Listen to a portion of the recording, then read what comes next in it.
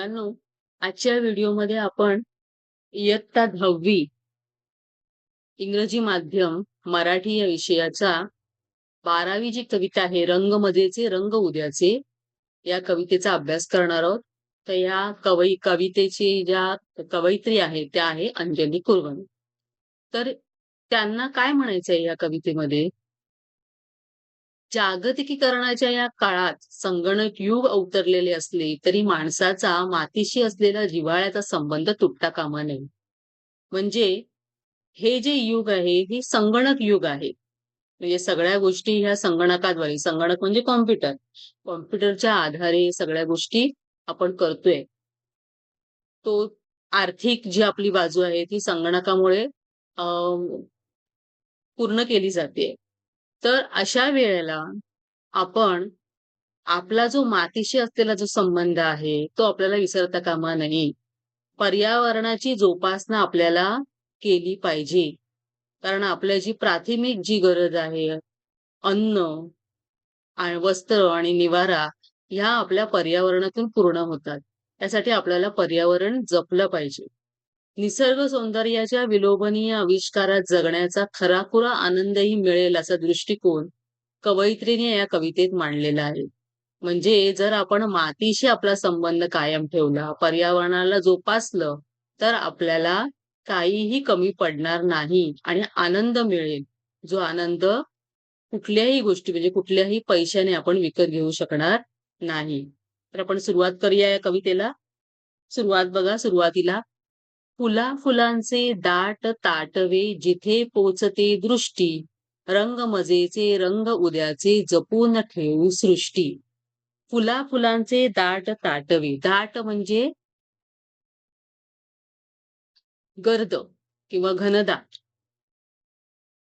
ताटवे म्हणजे काय, तर गुच्छ म्हणजे असंख्य फुलं जेव्हा एकत्र येतात त्याला आपण काय म्हणतो, दाट ताटवे. घन, जिथे पोचते दृष्टी, दृष्टी म्हणजे नजर. रंग मजेचे रंग उद्याचे जपून ठेवू सृष्टी. जपून ठेवणे म्हणजे काय, तर साठवणे, सांभाळणे. आणि सृष्टी म्हणजे काय, तर जग. तर ज्यावेळेला आपण निसर्गामध्ये जेव्हा जातो, तेव्हा निसर्गामध्ये फिरत असताना आपल्याला आपली नजर जिथे जाईल तिथे फुलांचे गुच्छच गुच्छ दिसतात. म्हणजे असंख्य फुलं आपल्याला दिसतात. त्यांचे वेगवेगळे रंग पाहून आपल्याला खूप आनंद होतो. तो आनंद जर आपल्याला कायमचा अनुभवायचा असेल, तर ही सृष्टी म्हणजेच हे जग आपल्याला जपायला हवे, म्हणजे सांभाळायला हवे. जागतिकीकरणाच्या नावाखाली जी वृक्षतोड होत आहे, त्याचा विचार करता ही वृक्षतोड अशीच जर चालू राहिली, तर आपल्याला ही सुंदर सृष्टी पुन्हा पाहता येणार नाही. म्हणजे आपल्याला जर ही सृष्टी आपल्याला पाहायची असेल, आपल्या पुढच्या पिढीला ती अनुभवता यावी असं वाटत असेल, तर आपल्याला ही सृष्टी जपून ठेवायला हवी आणि त्यासाठी आपल्याला प्रयत्न करायला हवे. धान्य देईना संगणकहा, काळी आई जगवू, मातीमध्ये जे हात राबती तयास देऊ पुष्टी. धान्य देईना संगणकहा, संगणक म्हणजे कॉम्प्युटर. काळी आई जगवू. या इथे या कवितेमध्ये काळी आई म्हणजे कशाला म्हटलेलं आहे, तर या पृथ्वीला, या धरतीला, या जमिनीला काळी आई म्हटलेलं आहे. मातीमध्ये जे हात राबती तयास देऊ पुष्टी. पुष्टी म्हणजे काय, पाठबळ किंवा सपोर्ट करणं, एखाद्या गोष्टीला पाठिंबा देणं. तर यामध्ये काय म्हणायचंय, की धान्य देईना संगणकहा, म्हणजे आपण काय करतोय, आपण टेक्नॉलॉजीच्या पाठी धावतोय आणि अशा वेळेला आपण ह्या कॉम्प्युटरच्या, संगणकाच्या खूप आहारी गेलोय. तर हे संगणक जो आहे, ते तुम्हाला सगळ्या सुखसोयी देऊ शकेल. पण पोट भरण्यासाठी धान्य किंवा अन्न तो संगणक आपल्याला देऊ शकणार नाही. त्यासाठी काळी आई म्हणजेच ही जी पृथ्वी आहे, ही जी जमीन आहे, ती आपल्याला वाचवायला हवी. या मातीमध्ये जे हात राबतात, मातीमध्ये जे हात राबतात, मातीमध्ये जे हात राबतात म्हणजे काय? राबणे म्हणजे कष्ट करणं. राबती म्हणजे काय? कष्ट करणं. तर मातीमध्ये कष्ट करणारे कोण? तर शेतकरी. तयास देऊ पुष्टी. त्या शेतकऱ्यांना आपण मदत केली पाहिजे. त्यांना आपण पाठिंबा दिला पाहिजे. त्यांची आपल्याला काळजी घेतली पाहिजे. कारण तो शेतकरी जर जगला, तर आपण जगू. कारण शेतकऱ्याने जर धान्यच पिकवलं नाही, तर आपलं पोट कसं भरणार? आणि ती जी आपली प्राथमिक गरज आहे, ती पूर्ण कशी होणार? आणि ती जर आपल्याला पूर्ण करायची असेल, म्हणजे जर तुमचं पोट भरलेलं असेल, तर तुम्ही आनंदी राहू शकणार. आणि ते आनंदी जीवन तुम्हाला जर जगायचं असेल, तर तुम्हाला त्या शेतकऱ्याला वाचवायला हवं. त्यासाठी त्याला मदत करायला हवी. तरच तुम्ही हे जे पृथ्वीचे विविध रंग आहेत, ही जी सृष्टी आहे, ती तुम्ही पाहू शकाल आणि तुमची पुढची जी पिढी आहे, तिला पण हे सगळं सृष्टी पाहता येईल. उधळू फेकू बिया डोंगरी रुजतील देशी झाडे, गच्च माजतील राने होईल आभाळातून वृष्टी, रंग मजेचे रंग उद्याचे. उधळू म्हणजे काय तर उडवणे. फेकू बिया, बिया म्हणजेच काय? झाडांच्या बिया, सीड्स. रुजतील देशी झाडे, रुजतील म्हणजे उगवतील. गच्च माजतील राने, माजणे म्हणजे काय? खूप मोठ्या प्रमाणावर वाढणे. आपण जर जंगलामध्ये बघितलं, तर असंख्य झाडे वेगवेगळ्या प्रकारची एका ठिकाणी वाढलेली असतात. त्याला माजणं म्हणतात. म्हणजे कसेही वाढणं, त्याला माजणे म्हणतात. होईल आभाळातून वृष्टी. वृष्टी म्हणजे पाऊस. आता आपल्याला जर ही सृष्टी जी आहे, ती जर आपल्याला वाचवायची आहे, तर आपण काय करू शकतो? तर तुम्ही म्हणाला, "आम्ही काय करणार त्याच्यामध्ये? आम्ही तर लहान आहोत." पण ज्यावेळेला तुम्ही एखाद्या अशा भागामध्ये जाता, फिरायला समजा गेलात कुठे, तिकडे तुम्हाला खूप उघडं असं माळरान जर दिसलं, तर त्या माळरानावर जर तुम्ही काही बिया टाकल्यात, अशाच बरोबर घेऊन गेलात आणि फेकून आलात, तर पाऊस पडल्यानंतर त्या बिया रुजतील आणि त्याची झाडं तयार होतील. आणि अशी असंख्य झाडं तिकडे वाढल्यामुळे तिथे रान होईल. रान म्हणजे जंगल होईल. आणि मग झाडं वाढल्यानंतर काय होईल? आभाळातून वृष्टी होईल. वृष्टी म्हणजे पाऊस पडेल. म्हणजे हे केवळ एकाने विचार करून हे होणार नाहीये. ज्यावेळेला तुमच्यासारखाच विचार असंख्य लोकं करतील आणि अशा उजाड माळरानावर जेव्हा बिया टाकतील, तेव्हा त्या बियांमधून जी झाडं येतील, त्या झाडामुळे तिकडची जी सृष्टी आहे, ती सृष्टी झाडांमुळे बहरून जाईल आणि सर्व रान जे आहे ते हिरवंगार होईल. आणि असं जे सर्वत्र पसरलेलं जे हिरवंगार रान आहे, ते पाहिल्यावर आपल्याला काय होईल? खूप आनंद होईल. असं कवयित्रीने इथे म्हटलेलं आहे. डोंगरातून वाहत येते खळाळते हे पाणी, पेन धवलशा तुषारामध्ये राहाल कैसे कष्टी, रंग मजेचे रंग उद्याचे. डोंगरातून वाहत येते खळाळते हे पाणी. खळखळ, खळखळ असा डोंगरातून पाणी जेव्हा वाहत येतं, तेव्हा आवाज येतो. फेन धवलशा. फेन म्हणजे फेस आणि धवल म्हणजे पांढऱ्या रंगाचा. पांढऱ्या रंगाचा फेस. तुषार म्हणजे फवारा, स्प्रिंकल.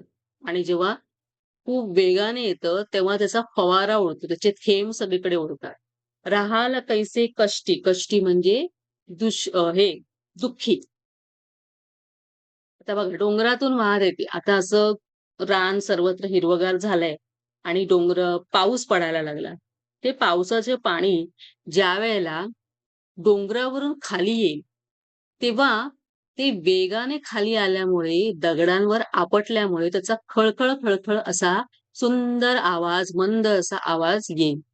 आणि दगडांवर आपटल्यानंतर त्याला पांढऱ्या रंगाचा फेस येईल आणि त्याचे तुषार सगळीकडे उडतील. आणि असे हे सुंदर दृश्य आपण जेव्हा पाहू, तेव्हा आपण दुःखी कसं राहू? आपल्याला खूप आनंद होईल सगळं पाहिल्यानंतर. आणि जर तुम्ही थकलेले असाल, कितीही थकलेले असाल, तरी हे दृश्य पाहून तुम्हाला खूप आनंद होईल. पण हे सगळं कधी होऊ शकेल? ज्यावेळेला आपण हा निसर्ग वाचवण्याचा प्रयत्न करू. त्यावेळेलाच आपण हे सुंदर निसर्ग पाहू शकू आणि त्याचा आनंद घेऊ शकू. पुढे काय म्हटलेलं बघा, अतिशय महत्वाचा संदेश इथे दिलेला आहे कवयित्रीने. मिळेल पैसा, मिळेल दौलत यंत्रांच्या संगती, आभाळाच्या छत्राखाली एक अनोखी तुष्टी, रंग मजेचे रंग उद्याचे. मिळेल पैसा मिळेल दौलत. दौलत म्हणजेच काय? तर पैसा, धन. यंत्रांच्या संगती. यंत्र म्हणजे मशीन आणि संगती म्हणजे सोबतीने किंवा यंत्रांच्या सहाय्याने. आभाळाच्या छत्राखाली. छत्र म्हणजे छत. एक अनोखी तुष्टी. तुष्टी म्हणजे काय? तर समाधान.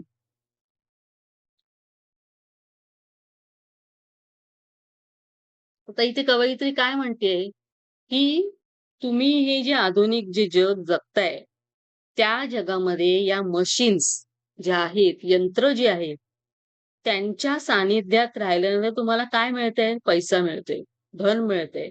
त्या पैशाने तुम्ही सर्व काही गोष्टी विकत घेऊ शकता.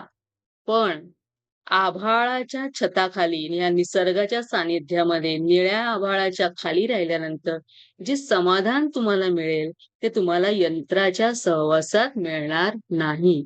आणि ते समाधान तुम्हाला जर अनुभवायचं असेल, तर त्यासाठी तुम्हाला या निसर्गाच्या सानिध्यामध्ये राहायला लागेल. तो निसर्ग पाहायला लागेल, त्याचा आनंद घ्यावा लागेल. आणि हा निसर्गाचा आनंद तुम्ही कधी घेऊ शकाल? ज्यावेळेला तुम्ही तो निसर्ग वाचवण्याचा प्रयत्न कराल. कुठेतरी स्वतः एक पाऊल पुढे टाकाल निसर्ग वाचवण्यासाठी. त्यावेळेलाच तुम्ही हा आनंद घेऊ शकाल आणि इतरांना तो आनंद देऊ शकाल. हिरवी हिरवी मने भोवती, किती छटा हिरव्याच्या, गर्भ रेशमी सळसळण्याच्या, जगास सांगू गोष्टी, रंग मजेचे रंग उद्याचे. हिरवी हिरवी मने भोवती किती छटा हिरव्याच्या. छटा म्हणजे काय? तर शेड्स. एकाच रंगाचे वेगवेगळे शेड्स, त्याला छटा म्हणतात. गर्भ रेशमी सळसळण्याच्या. गर्भ रेशमी म्हणजे रेशमासारखे मऊ. गर्भ रेशमी. रेशम म्हणजे काय? तर सिल्क. सळसळण्याच्या. सळसळणे म्हणजे काय? जेव्हा पानं असा मंद असा वारा जेव्हा सुटतो, तेव्हा ती पानं हलल्यानंतर त्याचा सळसळ सळसळ जो आवाज येतो, त्याला काय म्हणतात? सळसळणे. म्हणजे पानाच्या हालचालीचा आवाज. आता ज्या वेळेला आपण निसर्गाच्या सानिध्यामध्ये राहतो, तो निसर्ग जेव्हा न्याहाळतो, अगदी जवळून जेव्हा पाहतो, तेव्हा आपलं मन हिरवं होऊन जातं. आता मन हिरवं होणं म्हणजे काय? तर आपण त्या रंगामध्ये मिसळून जातो. निसर्गाच्या त्या विविध रंगांमध्ये आपलं मन पण हिरवं होऊन जातं. हिरव्या रंगाच्या विविध छटा आपल्याला दिसतात. म्हणजे अगदी कोवळी तुम्ही जर पानं पाहिलीत झाडाची, तर ती पोपटी रंगाची दिसतात. त्या पोपटी रंगापासून ते गर्द डार्क हिरव्या रंगापर्यंत सर्व छटा आपल्याला एका झाडावरून दिसू शकतात. तर अशा ह्या रंगांच्या विविध छटा आपल्याला निसर्गात गेल्यावर दिसतात. फुलांचे वेगवेगळे रंग आपल्याला दिसू शकतात. त्या फुलांमध्ये पण वेगवेगळ्या छटा आपल्याला दिसू शकतात रंगांच्या. आणि ज्यावेळेला वाऱ्याची झुळूक जेव्हा येते, तेव्हा ती पानं जेव्हा त्या वाऱ्याबरोबर हलायला लागतात, तेव्हा त्याचा सळसळ, सळसळचा जो आवाज असतो, तो कानांना आपल्या तृप्त करून टाकतो. आणि त्याचा जो स्पर्श असतो त्या पानांचा, तो रेशमासारखा आपल्याला मऊ जाणवतो. म्हणजे किती सुंदर वर्णन केलंय. म्हणजे जेव्हा निसर्गाच्या एकदम आपण सानिध्यामध्ये जातो, त्याच्या जवळ जातो, तेव्हा त्याचे काय अनुभव आपल्याला अनुभवायला मिळतात, हे कवयित्रीने या कवितेमध्ये आपल्याला सांगितले. मग हे जे अनुभव तुम्ही घेऊन याल निसर्गातून, ते तुम्ही अनुभव जगाला सांगा. सर्व जग हा अनुभव घेण्यासाठी सृष्टीच्या जवळ येईल आणि मग हे जग खूप सुंदर होऊन जाईल. म्हणजे मी काय अनुभव घेतलाय हे जेव्हा मी इतरांना सांगेन, तेव्हा इतरांना पण वाटेल, की आपण पण तो अनुभव घेऊया आणि यासाठी इतर जी लोकं आहेत, ती सृष्टीच्या जवळ येतील आणि ही सृष्टी सुंदर करतील आणि हा अनुभव घेतील. अशा पद्धतीने कवयित्रीने या इथे आपल्याला जो खराखुरा आनंद जो आहे निसर्गाचा, तो जगण्यासाठी काय केलं पाहिजे, ते सांगण्याचा एक छोटासा प्रयत्न केलेला आहे. तर ही कविता तुम्हाला कशी वाटली नक्की कमेंट करून मला सांगा. माझ्या या चॅनलला लाईक करा, शेअर करा आणि सबस्क्राईब करा. तर भेटूया आपल्या पुढच्या व्हिडिओमध्ये. तोपर्यंत धन्यवाद.